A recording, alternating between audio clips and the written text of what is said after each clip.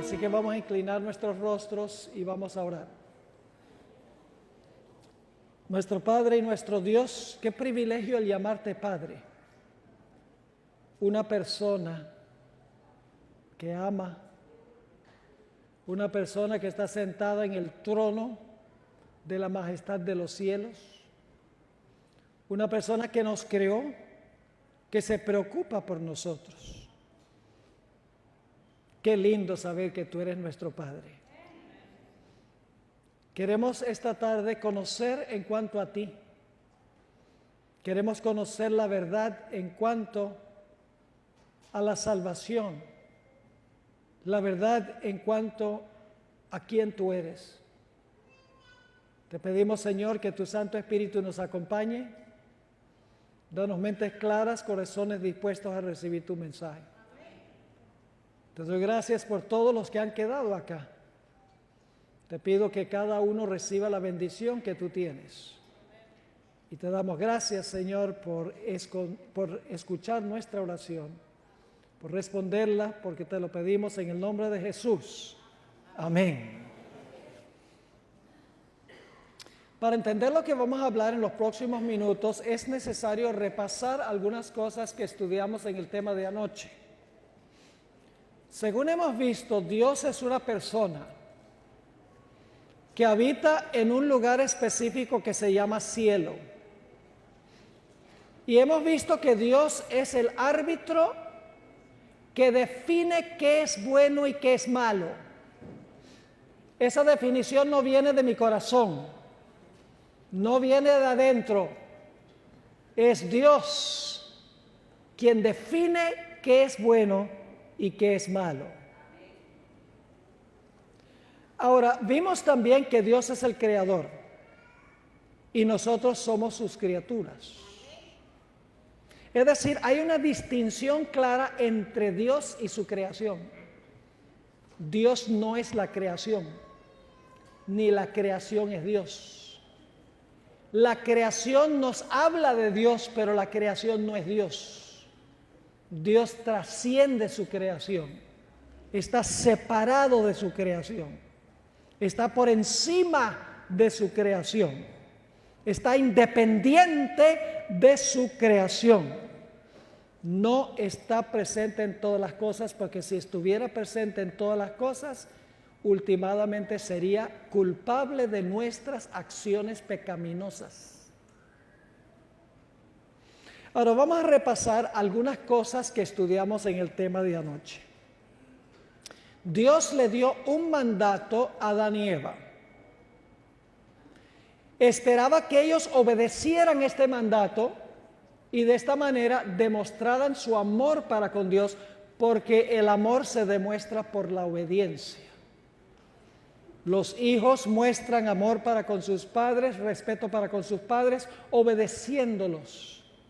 Y así es que Adán y Eva debían mostrar su gratitud y su amor para con Dios, porque Dios les había manifestado su amor, dándoles todas las bellezas de la creación. Dios colocó en el huerto una distinción entre el bien y el mal. Dios dijo, pueden comer de todos los árboles, eso es bueno.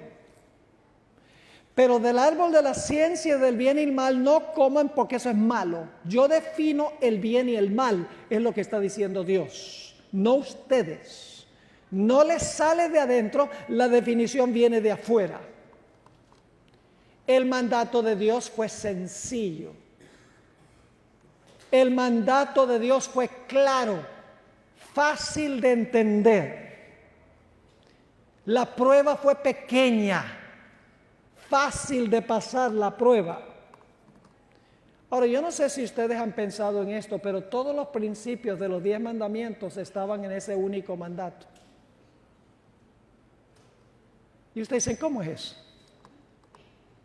Yo pregunto, ¿Eva quiso hacerse Dios?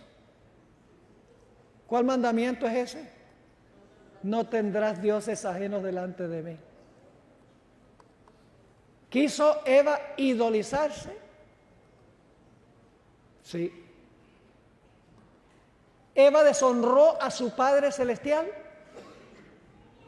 La desobediencia es la mayor deshonra. Rechazó Eva a Dios como su creador, creyendo que ella era o podía ser Dios. Ahí está el cuarto mandamiento, que trae la atención al creador. ¿Trajo Eva la muerte al mundo? Cuando tentó a Adán. No matarás. ¿Escogió Eva otro esposo espiritual? No cometerás adulterio. ¿Robó Eva? Robó el fruto porque no era de ella. ¿Habló falso testimonio? Sí, exageró las palabras de Dios, ¿recuerdan? Dios no dijo que ni siquiera lo toquemos. ¿Codició? Todos los mandamientos se encontraban encerrados en ese único mandamiento. Es decir, la prueba era si ellos iban a obedecer la ley de Dios o no. Si iban a obedecer la palabra de Dios sin cuestionar o si iban a desobedecer el mandato de Dios. Y como vimos anoche, Satanás usó 5 métodos para atacar la palabra de Dios. Número 1, hizo un milagro mentiroso. Procuró convencer a Eva de hacerle caso al milagro en vez de hacerle caso a lo que Dios había dicho. Satanás torció la palabra de Dios y llevó a Eva a añadirle a la palabra de Dios. Satanás llevó a Eva a seguir su lógica, sus razonamientos, sus emociones. Satanás llevó a Eva a seguir el testimonio de sus 5 sentidos. Y llevó a Adán a escuchar la voz de Eva en vez de escuchar la voz de Dios. Todos los métodos de Satanás tenían un propósito: llevar a Eva a desobedecer la ley de Dios, a desobedecer la palabra de Dios y a seguir su propio criterio sobre el bien y el mal. Recordemos la conversación que tuvo Eva con la serpiente. Satanás citó mal la palabra de Dios. Con que Dios os ha dicho que no comáis de ningún árbol del huerto. Y claro, cuando Satanás hizo esa declaración equivocada, la reacción humana es tratar de corregir el error. Así que ella dijo, no, estás equivocado. Dios no nos dijo que no podíamos comer de ningún árbol. Dios nos dijo que podíamos comer de todos los árboles, pero que no debíamos comer de este. Es decir, ahora Satanás ha logrado que Eva entable una conversación con él, habiendo citado mal la palabra de Dios, porque él sabía que ella iba a reaccionar corrigiendo su mala declaración. Y entonces encontramos que Eva, cuando Satanás le dice, no moriréis, inmediatamente hay una contradicción en la mente de Eva. Dios nos dijo que si comíamos del árbol íbamos a morir. Ahora la serpiente nos está diciendo que si comemos del árbol no vamos a morir. Y claro, lo que Satanás está sembrando en la mente de Eva es una pregunta. Si no vamos a morir, ¿por qué nos dijo Dios que sí nos íbamos a morir? ¿Están entendiendo la estrategia de Satanás? ¿Ves? Siembra preguntas y luego la contesta. Yo pregunto, ¿Satanás le contestó a la pregunta que le surgió a Eva? ¿Cuál era la pregunta? Entonces, ¿por qué nos mintió? ¿Qué podría Dios tener en mente al mentirnos? Yo quiero saber. Satanás dice, ahora yo te voy a decir. Y ustedes conocen. Dios sabe algo que Él no quiere que ustedes sepan. Dios sabe que si ustedes comen de este árbol, sus ojos van a ser abiertos. Es decir, se les va a abrir el entendimiento. Y van a ser como Dios. Es decir, ustedes van a ser Dios. Y lo que está insinuando es que Dios en algún momento comió del fruto de ese árbol. Y cuando Dios comió del fruto del árbol, cobró los poderes de Dios. Y después que Dios comió del árbol y cobró los poderes de Dios, entonces Él no quería que ningún otro fuera Dios como Él. Y desde ese momento cualquier persona que se aparecía por el árbol le decía, mira, no comas del árbol porque vas a morir. Pero no era porque iban a morir, sino porque iban a ser igual a Él. ¿Están entendiendo el punto? Pero ahora hay un punto que no toqué anoche, que es de crucial importancia y tiene que ver con el tema que vamos a trazar en los próximos minutos. Satanás le dijo a Eva que sería como Dios en un sentido especial. Escuchen bien lo que voy a decir. Seréis como Dios, ¿y cómo termina? Sabiendo el bien y el mal. Lo que Satanás le está diciendo es, Dios quiere que ustedes piensen que Él define lo que es el bien y el mal. Pero si tú comes del fruto del árbol, tú misma vas a tener el entendimiento para distinguir entre el bien y el mal sin que Dios te diga qué es bueno y qué es malo. Es decir, seréis como Dios, sabiendo el bien y el mal. Es decir, tú mismo vas a poder definir lo que es bueno y lo que es malo. Es el mismo argumento que usó Satanás para engañar a los ángeles celestiales. Escuchen esta cita de la hermana White, que viene del Conflicto de los Siglos, página 489. Escuchen bien esto. Reiteró su reclamo de que los ángeles no necesitaban ningún control, sino, ahora escuchen, que debía dejárselos seguir su propia voluntad, que los dirigiría siempre bien. Es decir, no tienen que hacer lo que Dios dice. Ustedes pueden seguir su propia voluntad y su propia voluntad les va a decir que es bueno. Sigue diciendo. Denunció los estatutos divinos como restricción de su libertad y declaró que el objeto que él perseguía era asegurar la abolición de la ley para que libres de esta restricción las huestes del cielo pudiesen alcanzar un grado de existencia más elevado y glorioso. ¿Están captando lo que está diciendo aquí? Satanás dijo, los ángeles no necesitan ningún control externo, no necesita que Dios le diga esto es bueno y esto es malo, porque esa definición puede salir de adentro. Y yo estoy luchando para librarlos de un Dios que les restringe la libertad diciéndole qué hacer y qué no hacer. Eso les puede salir a ustedes qué se puede hacer y qué no se puede hacer. Estaba diciendo, los ángeles pueden saber por sí mismos lo que es bien y lo que es mal sin que Dios se los diga. ¿Están entendiendo el punto? Ahora, ustedes recuerdan que mencioné que la hermana White usa una terminología bien extraña para describir estas ideas de Kellogg. Voy a leer esas dos citas de nuevo. Testimonios para la Iglesia, tomo 8, página 307. Testimonios para la Iglesia, tomo 8, página 307. Dice la sierva del Señor: he visto que los resultados de estas ideas fantasiosas con respecto a Dios son la apostasía, el espiritismo y el amor libre. ¿Recuerdan los hippies? Tal vez algunos no recuerdan, pues son mucho más jóvenes. Pero nosotros recordamos, Daniel. Decían, make love, not war. Hagan el amor, no la guerra. ¿Y qué hacían? Despreciaban todas las autoridades. Los policías eran puercos. Lo que decían los padres no valía. Lo que decían los maestros no valía. Lo que decían las autoridades no valía. Decían, vamos a practicar amor libre. Eso es lo que describe la hermana White. Porque nos va a salir a nosotros qué es bueno y qué es malo, sin que nadie nos esté diciendo.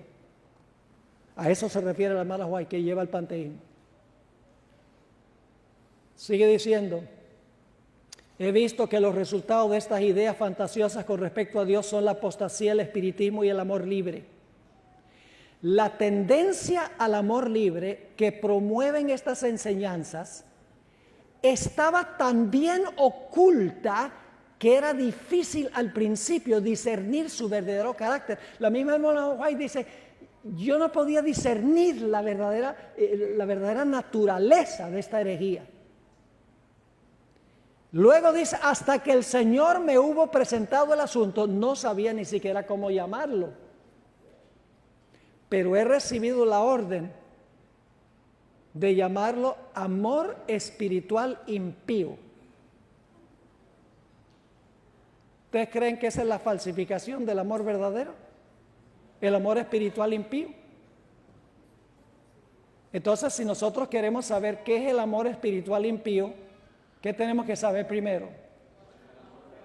¿Qué es el verdadero amor? ¿Les parece? Porque esto, la herejía panteísta, supuestamente la persona es Dios. Usted es igual Dios como yo.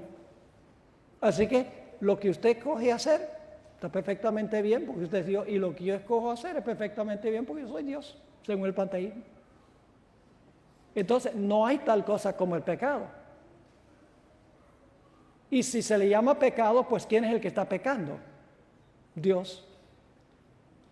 Se le atribuye el pecado a Dios en el panteísmo. En otra cita, la hermana White afirma, y en un momento vamos a ver qué es el verdadero amor según la Biblia. En el libro del Evangelismo, la hermana White dice, la palabra de Dios no apoya las teorías panteístas. La luz de su verdad demuestra que estas teorías son destructivas para el alma. Las tinieblas son su elemento y la sensualidad su esfera. Es decir, esto lleva a la sensualidad. Yo pregunto, ¿los hippies eran sensualistas? ¿Se guiaban por sus emociones y sus sentidos? Sí. Sigue diciendo la sierva del Señor, gratifican al corazón irregenerado y dan licencia a la inclinación. El resultado de aceptarlas es la separación de Dios. Y usted dice, bueno, pero el panteísmo no es un problema en la iglesia adventista. Escuche, mañana en la mañana, en el último tema que voy a tener, que se llama el fino arte de la meditación cristiana, yo voy a demostrarles que hoy en día muchas de las prácticas que se están usando para la oración, la idea de vaciar la mente supuestamente para escuchar la voz de Dios, tienen como su base las ideas panteístas o panenteístas. Es fundamento. Así que tenemos que entender quién es Dios, cuál es su naturaleza, dónde está, cómo nos habla. El misticismo es la idea de que Dios me habla directamente a mí, aparte de su palabra. Tenemos entonces que definir lo que es el verdadero amor para saber qué es amor espiritual impío.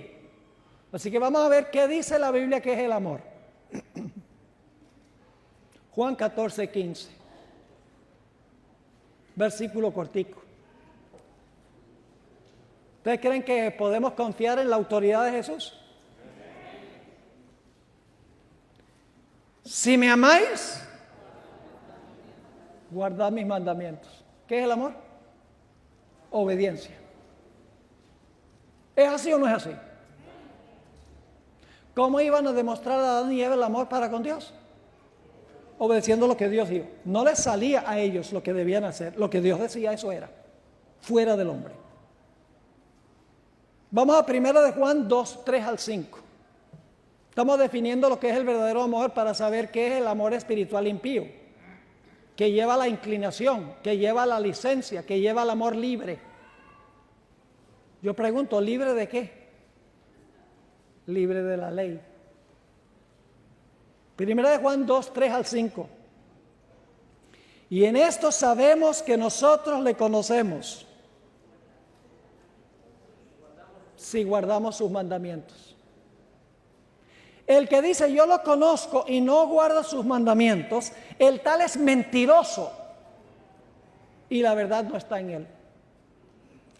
Pero el que guarda su palabra, que quiere decir el que obedece su palabra, en este verdaderamente el amor de Dios se ha perfeccionado. ¿Qué tiene que pasar para que el amor de Dios se perfeccione en la persona? Guardar la palabra de Dios. La palabra no que está dentro, la palabra que Dios dice. Lo que Él establece. Porque Dios es la fuente de lo que es correcto y lo que es incorrecto. Y luego dice, por eso sabemos que estamos en Él. Primero de Juan 3:5.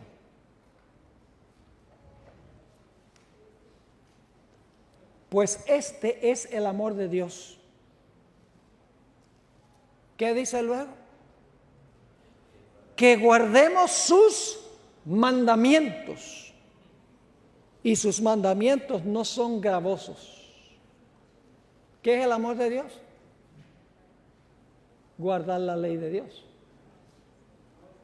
Vamos a Romanos 13.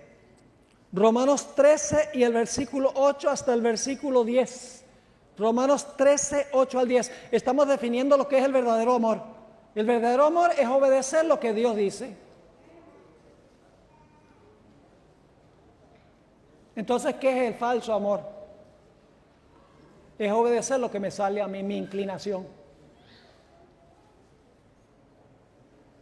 Dice allí en Romanos 13:10, no debáis a nadie nada, sino el amaros unos a otros, porque el que ama al prójimo ha cumplido la ley.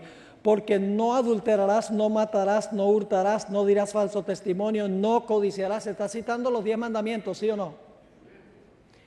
Y cualquier otro mandamiento en esta sentencia se resume: amarás a tu prójimo como a ti mismo. El amor no hace mal al prójimo, así que el cumplimiento de la ley es el amor. ¿Qué es el amor? Obedecer la ley. ¿Cómo hubieran demostrado Adán y Eva el amor? Obedeciendo el mandato de Dios. Pero hoy en día en el mundo cristiano dicen, ustedes los adventistas son legalistas porque dicen que hay que guardar la ley, pero nosotros vivimos es por el amor. Ese es el argumento más ridículo que se podría presentar. Como si hubiese un conflicto entre el amor y la ley. La ley es una ley de amor. Y cuando la obedecemos, no tenemos la tendencia al amor libre. Nuestra tendencia es hacer lo que Dios dice. No el amor libre y regirnos por las inclinaciones de nuestro corazón. Ahora permítame compartir algo con ustedes que está muy cerca de aquí. El pastor Thomas Mostert. ¿Saben quién es Thomas Mostert? El que fue presidente de esta unión antes del presidente que está ahora. Fue presidente de la Unión del Pacífico por muchísimos años. Durante la mayor parte de esos años que fue presidente de esta unión, yo tuve una conversación personal con Mostert porque visitó mi iglesia en Fresno antes de jubilarse, poco antes de jubilarse. Él testificó que animaba a los pastores jóvenes de esta unión a que fueran a recibir su instrucción de cómo sembrar grandes iglesias a lugares como Willow Creek, la Catedral de Cristal, Saddleback, la iglesia de Rick Warren, y Fuller Theological Seminary. Yo mandaba a los jóvenes pastores allá para que aprendieran cómo sembrar y crecer la iglesia. Pero me dijo, fue uno de los errores de mi presidencia, haberlos mandado allí. Y escribió un libro que se llama Herejía Oculta, Hidden Heresy. Y un subtítulo de pregunta que dice, ¿está invadiendo el espiritismo a las iglesias adventistas de hoy? Eso lo escribió el presidente de esta unión. El libro fue un hit. Todos los presidentes de esta unión apoyaron el libro. Se publicaron centenares de miles que se distribuyeron en todos los Estados Unidos. Le dieron el visto bueno con gran entusiasmo a ese libro. Ahora, en ese libro el pastor Mostert muestra cómo las iglesias protestantes de hoy en día en los Estados Unidos lo que hacen es ocultar la ley de Dios y atacar la ley de Dios, que es una de las características principales del espiritismo. Quiero leerles dos citas que él usa en su libro. La primera está en la página 545, 545 del Conflicto de los Siglos. Se está citando esta obra. Está hablando del espiritismo. Y dice lo siguiente: es cierto que el espiritismo está cambiando actualmente su apariencia y ocultando algunos de sus rasgos más objetables. Está asumiendo un disfraz cristiano. ¿Qué está haciendo el espiritismo? Se está disfrazando de cristiano. Pero sus declaraciones hechas desde la plataforma y en la prensa han sido conocidas por el público desde hace muchos años, y en estas revelan su carácter verdadero.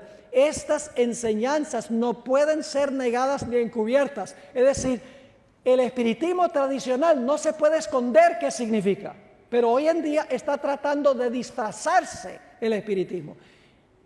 Y el pastor Mostert lo reconoció porque hizo la pregunta: ¿está invadiendo el espiritismo las iglesias adventistas de hoy? Él lo podía ver. La otra cita, Conflicto de los Siglos 545, tremenda cita esta, que usa el pastor Mostert en su libro. Aún en su forma actual, lejos de ser más tolerable que antes, el espiritismo es en realidad más peligroso que anteriormente. ¿Qué es el espiritismo hoy? ¿Más qué? Más peligroso que antes. ¿Por qué razón? Pues es un engaño más sutil. Mientras antes denunciaba a Cristo y la Biblia, ahora profesa aceptar ambos. Pero su interpretación de la Biblia está calculada, escuchen bien, su interpretación de la Biblia está calculada para agradar al corazón irregenerado, para hacerte sentir bien en el pecado. Al paso, ahora escuchen, al paso que anula el efecto de sus verdades solemnes y vitales, complace al corazón no convertido y echa a un lado las verdades distintivas. Ahora escuchen esto: los espiritistas hacen hincapié en el amor. Hoy en día, hermanos y hermanas, usted no se imagina la cantidad de veces que pastores me han dicho: lo que más necesitamos en la iglesia no es la ley, lo que necesitamos es amor. Y los mensajes son amor, amor, pero no es verdadero amor, es falso amor, porque es sentimentalismo. El amor es guardar la ley de Dios por amor a Dios, es obediencia a la palabra objetiva de Dios, fuera del hombre. Porque de mi corazón no sale nada bueno, sale todo malo. Así que yo necesito algo afuera que me diga: eso está mal. Porque el corazón del hombre es engañoso más que cualquier cosa. ¿Quién lo puede conocer? Solamente Dios. Así que dice, los espiritistas hacen hincapié en el amor como si fuese el atributo principal de Dios, pero lo degradan hasta hacer de él un sentimentalismo enfermizo que hace poca distinción entre el bien y el mal. ¡Wow! ¡Qué tremenda cita! Para el espiritismo el amor es un sentimentalismo espiritista, un enfermizo. Dicen: ay, no, sencillamente amémonos. y hacen poca distinción entre el bien y el mal. Escuchen esto. Ocultan de la vista la justicia de Dios. Yo pregunto, ¿cuál atributo de Dios es más importante, el amor o la justicia?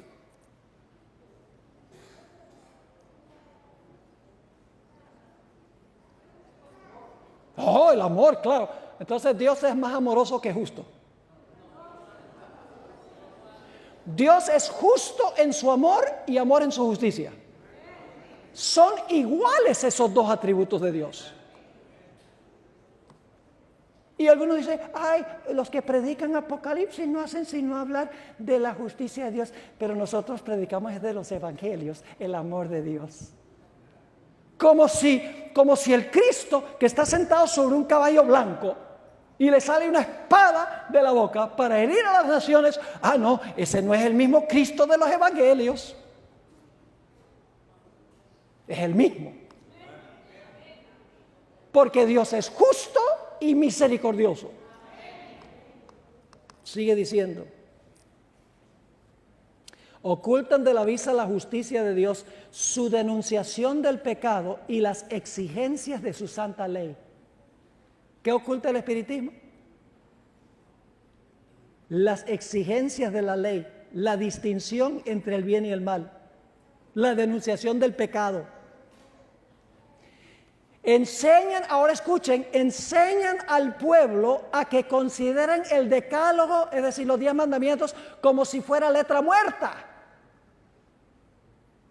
Fábulas agradables y hechizadoras cautivan los sentidos e inducen a los hombres a que rechacen la Biblia como fundamento de su fe.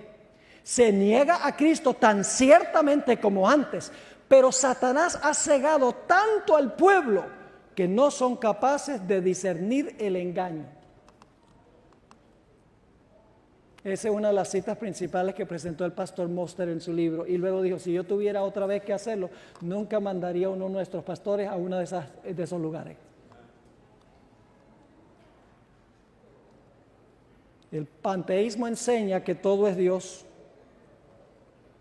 Siendo este el caso, yo soy tanto Dios como usted, según el panteísmo. Yo no soy más Dios, ni usted es más Dios, según la teoría panteísta. Entonces yo pregunto, ¿quién definiría, si usted y yo ambos somos Dios, quién define qué es bueno y qué es malo? ¿Quién lo define? Yo. ¿Y quién me va a juzgar? Yo. ¿Me están entendiendo las implicaciones de esto?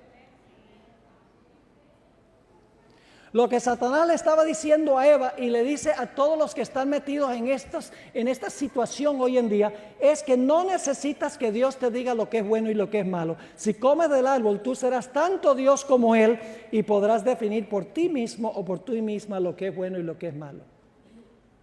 Vamos a dar un ejemplo ahora para que lo puedan entender. Los que tienen hijos en las escuelas públicas van a poder identificarse con esta declaración que voy a hacer ahora. Y déjenme decirles que mandar a los hijos a las escuelas públicas es algo supremamente peligroso hoy en día. Por eso es que muchos padres están practicando homeschool. Porque las escuelas públicas, su psicología se basa completamente sobre la idea de la nueva era, el panteísmo. Y le voy a explicar cómo.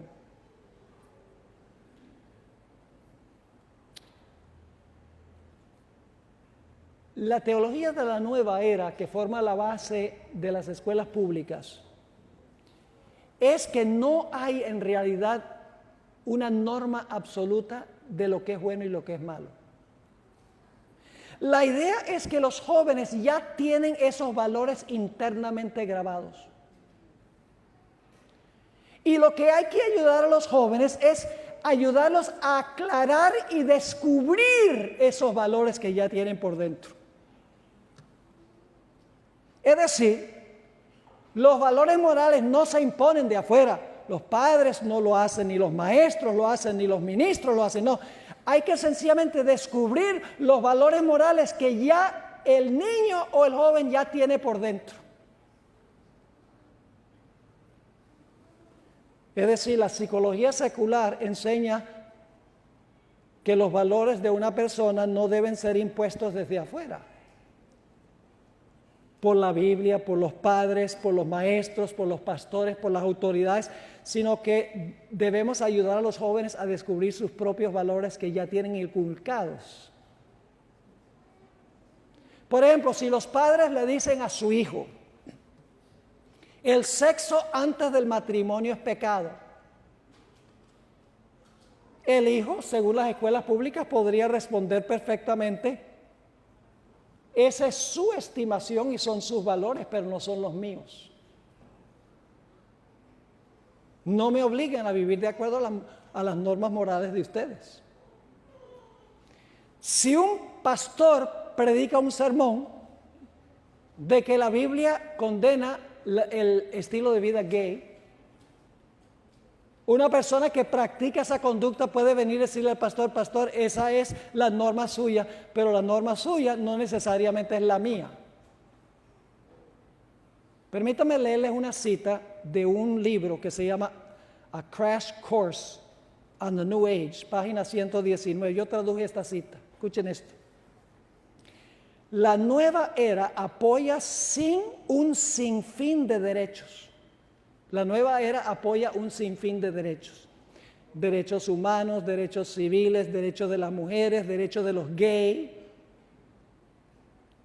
Este apoyo se puede trazar a la creencia en y el valor de la autonomía o la soberanía del yo.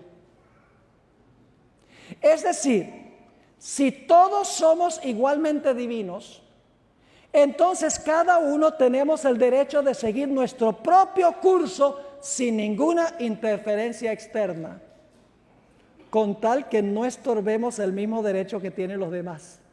¡Wow! La consecuencia es que la mayoría de las personas afirmarían, por ejemplo, que no se debe pasar ninguna ley que prohíba el aborto o la homosexualidad, siendo que la gente tiene derecho de hacer lo que les plazca con sus propios cuerpos. Eso es lo que sucede cuando la ética se determina de adentro y no de lo que dice Dios en su palabra. En cortas cuentas, mis hermanos y hermanas, la nueva era que se ha infiltrado inclusive práctica a la iglesia adventista es que si yo soy Dios y tú eres igualmente Dios, entonces cada uno tenemos derecho de vivir de acuerdo a nuestro propio sistema moral interno. Es decir, lo bueno y lo malo no se determina por lo que Dios dice en su palabra fuera del hombre, sino que se determina por dentro. Es decir, las decisiones son antropocéntricas. La homosexualidad puede ser mala para una persona, pero puede ser buena para otra. Y ambos tienen razón, porque según el panteísmo, ambos son Dios. No hay duda, hermanos y hermanas, que en este modo de pensar, la idea de un Dios personal que vive en un lugar específico que se llama cielo. Comenzó un juicio investigador en 1844 en ese lugar para juzgar a los seres humanos. No hay cabida para eso. Porque si una persona es Dios, esa persona misma se va a juzgar. Y saben, una teoría relacionada con este panteísmo es que el panteísmo es una teoría evolucionista. ¿Saben por qué razón es que los científicos defienden tan acérrimamente la evolución? Escuchen bien, porque si nosotros somos el producto de la evolución y no creados por un Dios personal, entonces no tendremos que rendirle cuentas en un juicio a Dios. No quieren comparecer ante el tribunal de Dios. Y por eso dicen, no un Dios personal no me creó a mí, yo no soy responsable ante Él, yo vine de un mono. Y yo lo que les digo, mire, si tú quieres venir del jardín zoológico, ese es tu derecho, pero yo vine del jardín del Edén.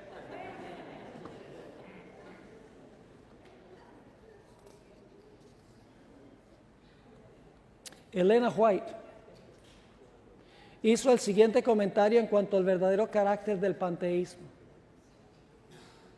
Escuchen esto. Hoy día están penetrando a las instituciones educativas y a las iglesias por doquiera doctrinas espiritualistas que minan la fe en Dios y en su palabra. La teoría de que Dios es una esencia que compenetra toda la naturaleza es aceptada por muchos de los que profesan creer las Escrituras. Ustedes no oyeron eso. La teoría de que Dios es una esencia que compenetra toda la naturaleza es aceptada por muchos de los que profesan creer las Escrituras. Eso es cierto, vamos a ver mañana. De todos estos, Foster y otros que están enseñando estas prácticas místicas, el fundamento detrás de todo está el panteísmo. Sigue diciendo la sierva del Señor, pero por muy hermosamente ataviada que vaya esta teoría, es un engaño muy peligroso. Da una falsa idea de Dios y deshonra su grandeza y majestad. Lo seguro es que no tiende tan solo a extraviar, sino a corromper a los hombres. Y luego viene la cita que leí: las tinieblas son su elemento y la sensualidad su ambiente, su aceptación aparta de Dios. Y para la naturaleza humana caída, esto equivale a la ruina. En otra cita que se encuentra en el libro devocional, Alza tus ojos, página 334, la hermana White se enfrenta directamente a esta herejía. Dice: las ideas panteístas que ven a Dios en la naturaleza son fabricadas por Lucifer, el ángel caído. La hermana White no era políticamente correcta, decía las cosas como eran.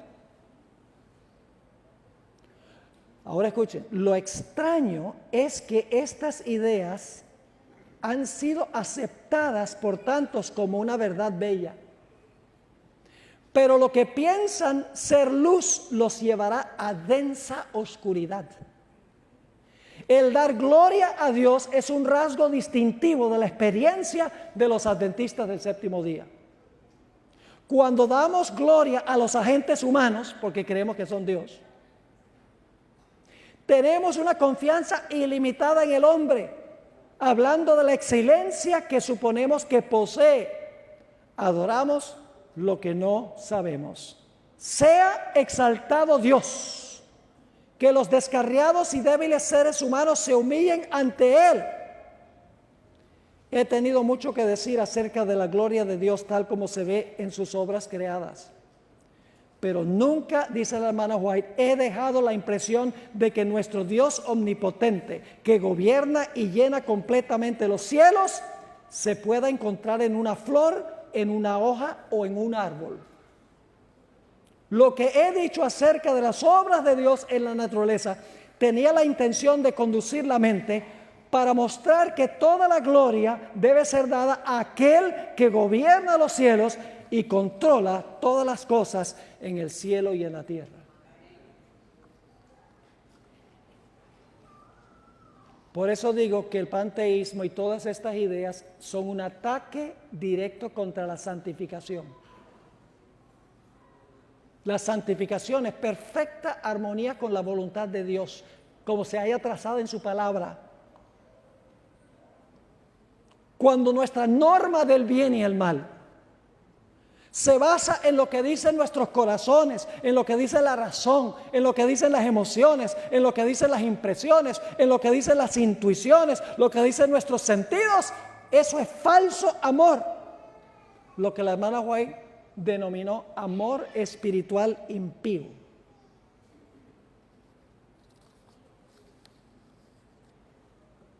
Ahora, hay muchas personas que creen que la santificación es saltar en la iglesia y hablar en lengua y levantar las manos y emocionarse. Dice, eso es señal de santidad. Dicen, tal vez no ocurre todo esto en la iglesia adventista todavía, Pero fíjense lo que dice la sierva del Señor.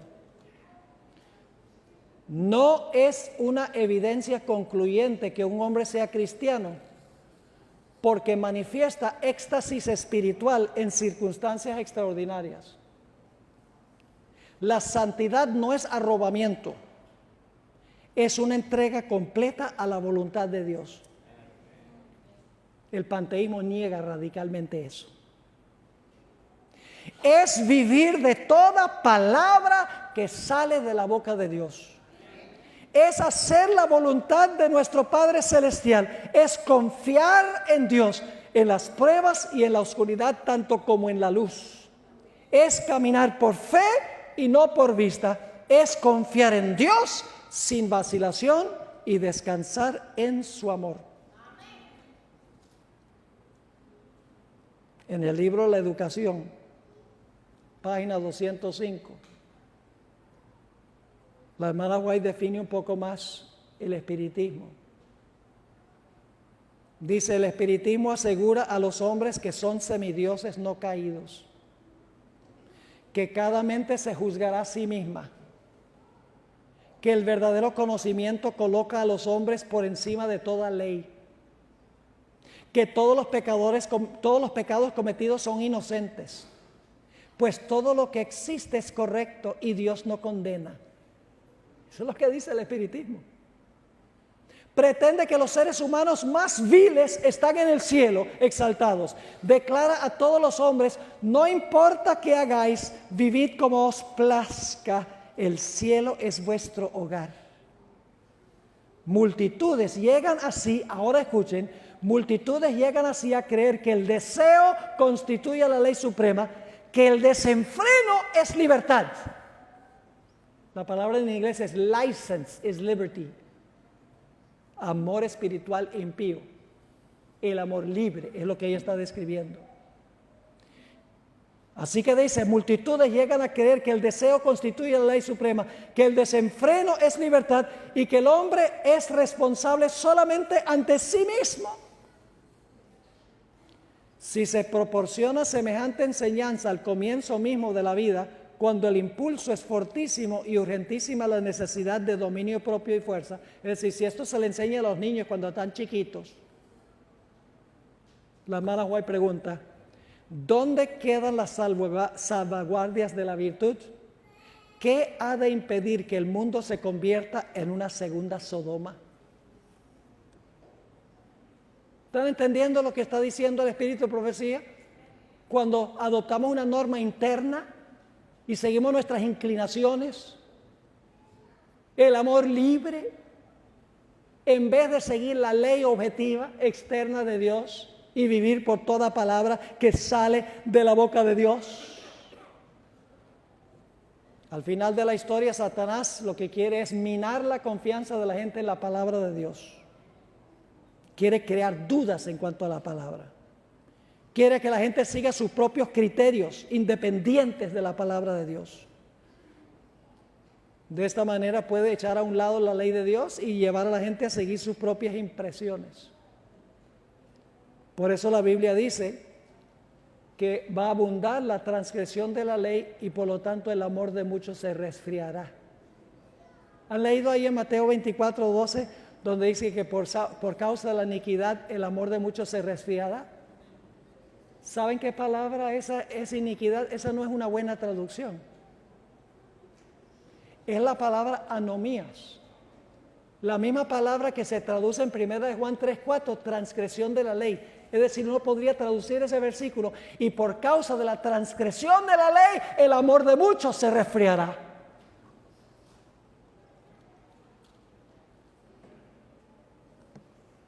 Tomemos el caso de Saúl, para que vean la relación entre la desobediencia a la palabra de Dios y el espiritismo. Dios le había dicho a Saúl: mira, Saúl, tú no ofrezcas ningún sacrificio hasta que yo llegue. Eso le dijo Samuel a Saúl. Esa era la palabra de Jehová. Pero pasó el tiempo y no llegaba Samuel para ofrecer el sacrificio, para pedir la bendición de Dios en la lucha que iba a tener Israel con los filisteos. Y como resultado, los soldados de Israel estaban desertando. Porque los filisteos eran muchos. Dice, si no se ofrece el sacrificio para pedir la bendición de Dios, estamos perdidos. Empezaron a desertar. Entonces Saúl dice, ¿quién sabe qué le pasó a Samuel? Yo voy a tener que ofrecer el sacrificio. Y dice la Biblia que Saúl, con buenas intenciones. ¿Saben que al tiempo del fin no podemos ni siquiera confiar en nuestro sentido común? ¿Qué? ¿No podemos confiar en el sentido común? No siempre. ¿Qué hubiera pasado si Abraham hubiera dependido sobre su sentido común cuando Dios le dijo que sacrificara a su hijo?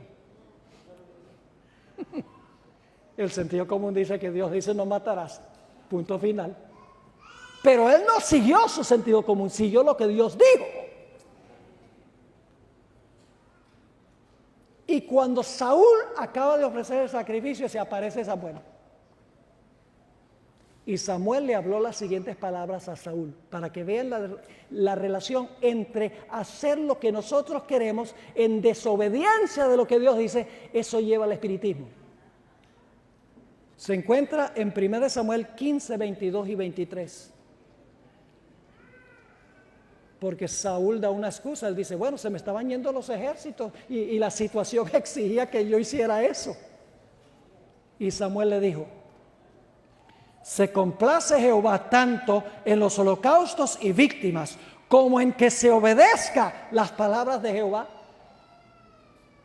Ciertamente el obedecer es mejor que los sacrificios y el prestar atención que la grosura de los carneros. Y luego viene esta declaración. Porque como pecado de adivinación, ¿saben qué palabra se usa en inglés? La rebelión es como witchcraft. Una mejor traducción sería brujería.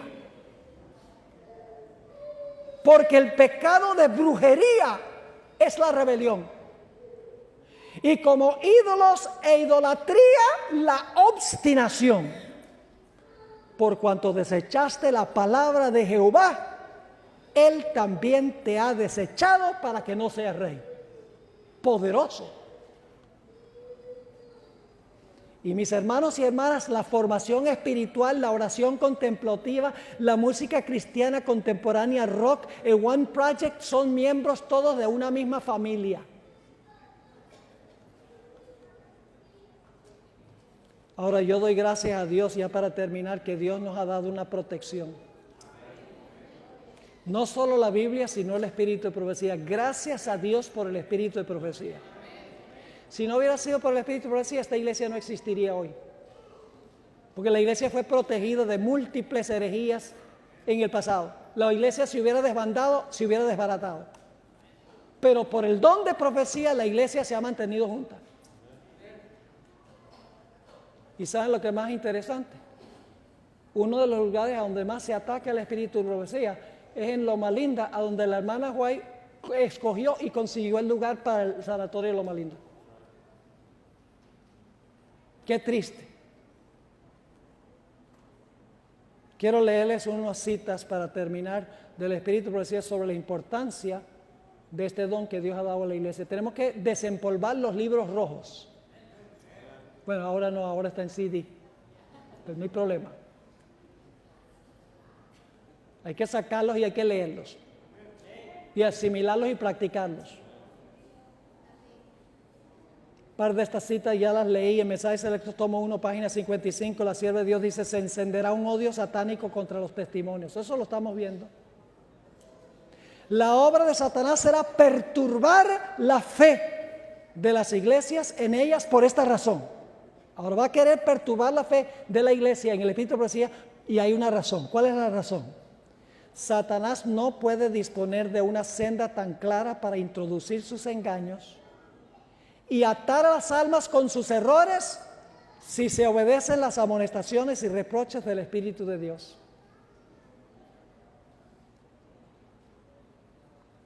Mensajes Selectos, tomo 1, página 231. No os engañéis. Muchos se apartarán de la fe prestando atención a espíritus engañadores y a doctrinas de demonios. Tenemos ahora delante de nosotros el alfa de este peligro. La omega será de una naturaleza asombrosísima. La estamos viendo hoy en día. Todas las características están ahí.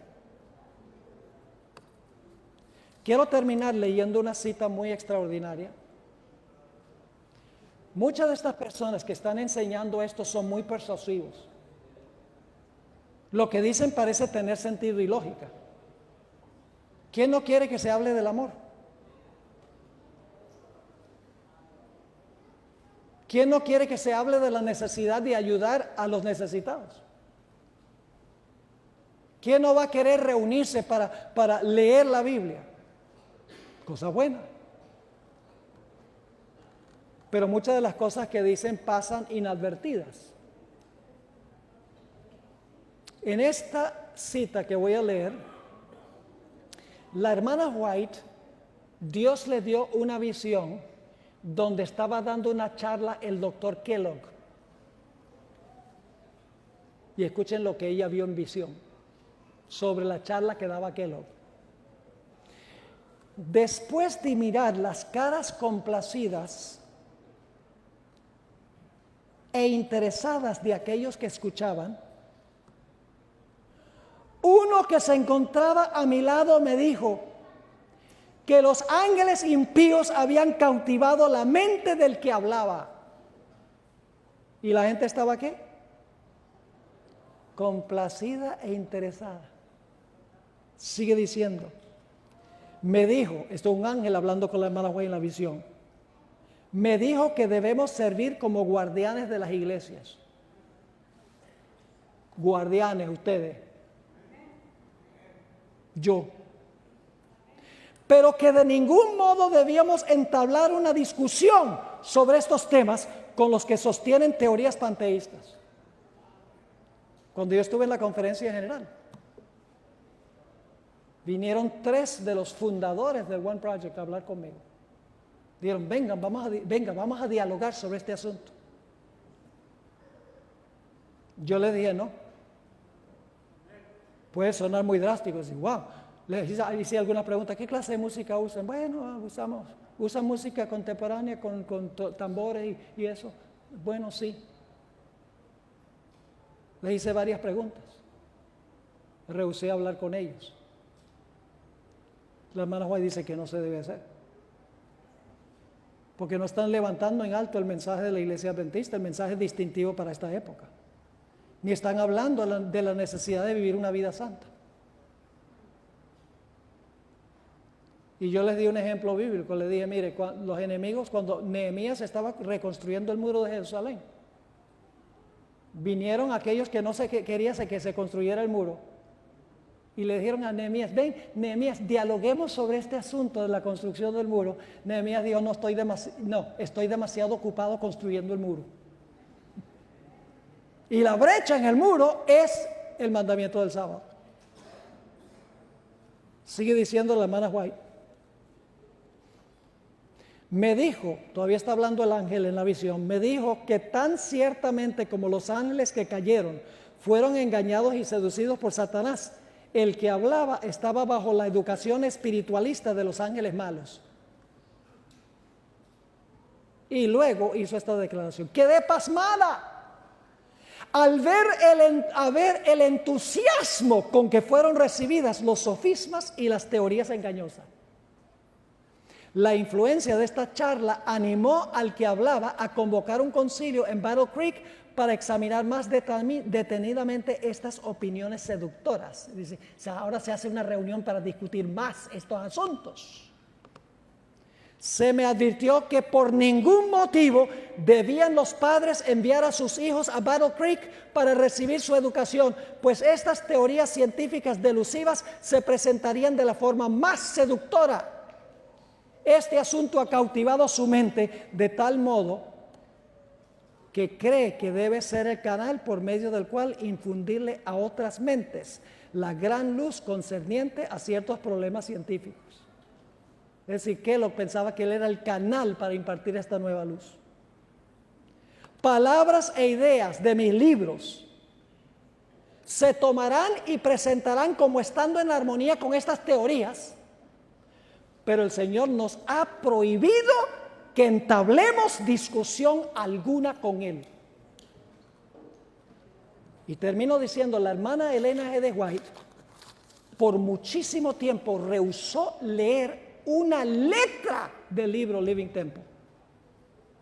La profetisa del Señor dijo, no me siento segura leyendo este libro. La que era la mensajera del Señor. ¿Qué diríamos hoy en día de los pobres alumnos en nuestras universidades que se les está recomendando que lean estos libros de personas que tienen estas filosofías de la nueva era cristianizadas? ¿Qué esperanza hay para ellos con mentes jóvenes, mentes sin las barreras necesarias, sin el criterio necesario? Es que aún teniendo el criterio necesario, no deben entablar conversación. Tenemos el libro, la Biblia, y ese debe ser nuestro estudio, la Biblia y el espíritu de profecía. Porque las seducciones de Satanás, hermanos y hermanas, ni nos imaginamos cómo van a ser. Así que vamos a estudiar las palabras. ¿Les parece? Porque la palabra es segura, el espíritu de profecía hay seguridad. Oremos, Padre. Gracias te damos por las palabras de advertencia que nos has dado en el espíritu de profecía. Qué maravilloso don. Te ruego, Señor, que nos ayudes a vivir por toda palabra que sale de la boca de Dios. No podemos en nuestras fuerzas porque nuestra naturaleza humana quiere rebelarse contra la voluntad tuya. Pero por favor, Padre, enternece nuestro corazón, danos una conversión, para que cuando tú nos llames podamos decir, habla, Señor, que tu siervo oye. Gracias, Padre, por habernos acompañado en este día. Y gracias por responder nuestra oración, pues te lo imploramos en el precioso nombre de Cristo Jesús. Amén.